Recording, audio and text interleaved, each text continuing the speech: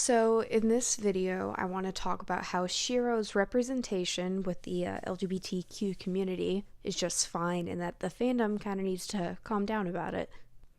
So personally, I don't understand why it's such a big deal and why people think that he doesn't have any representation when he clearly is. Like, even it's confirmed that he is, a representation of your community, and I don't understand why everyone's so upset about it. He clearly displays that he loves and cares for Adam and was very distraught when he found out he was dead and, went up to the memorial and was like, Adam.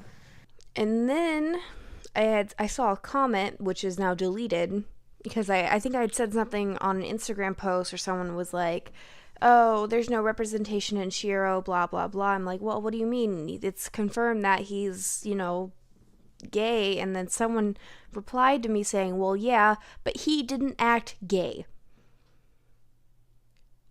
What? What do you mean he didn't act gay? Like, is he supposed to act a certain way? Is he, what is he supposed to do? Is he supposed to talk a certain way, walk a certain way, dress a certain way? Is his entire character supposed to change simply because he's gay? I didn't know that community was all about stereotypes. I thought they were everything against that. So, it's kind of... If anything, that's really disgusting of the community to even think that he needs to act a certain way simply because he's not straight. I don't understand why you need to be stereotypical gay in order to represent the community. And it's kind of weird and just gross. I think it's beautiful that they put representation in the show, but the fact that people need stereotypes in order to represent gay people is wrong. And then, of course, people will bring up the topic saying, oh, because Adam died, it's queer baiting. And I'm like, just because he's gay doesn't mean, he can't be invulnerable to danger. That's kind of weird.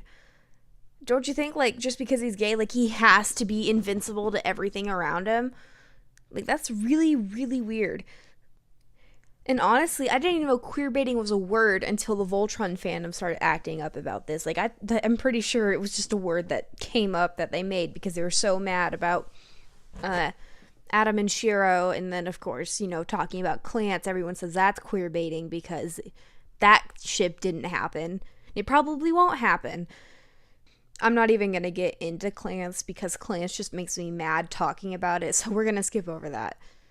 One of the other things I want to talk about, which I've been meaning to for a while, is that I noticed that no one really gave a shit about Shiro until they found out that he was gay and was in a relationship. Because, I had seen no Shiro stands, there was nothing, on him. I never saw him oh my gosh, Shiro's my best boy, all that crap. And then all of a sudden, they confirm that he's gay and everyone's suddenly all over him. And it's kind of weird. And then people are like, oh, he's been through so much and look what the writers are doing to him. They're making him go through all this crap and blah, blah, blah. I'm like, well, no one gave a shit about all the stuff that he was going through until they found out that I can't speak, until he was confirmed gay. And that's the same thing with the two other females, Ezor and Zethrid, I think. And, because clearly in the show they showed to be in some sort of relationship. It looked like it was romantic. And then no one gave a shit about them because of whatever reason. They're like, oh, you killed them off because they were gay. And I'm like, no one... They're antagonists. And two things happen to antagonists. One, they either get redemption or they die. So... That's really weird, and the fact that no one cared about him until season 7, that's weird.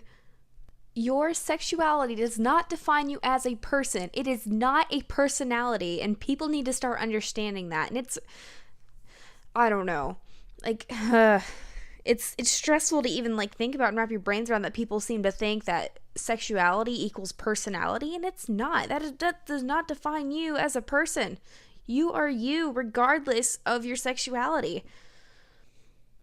Anyways, I'm gonna end the video there because I'm getting stressed out talking about this stuff. So,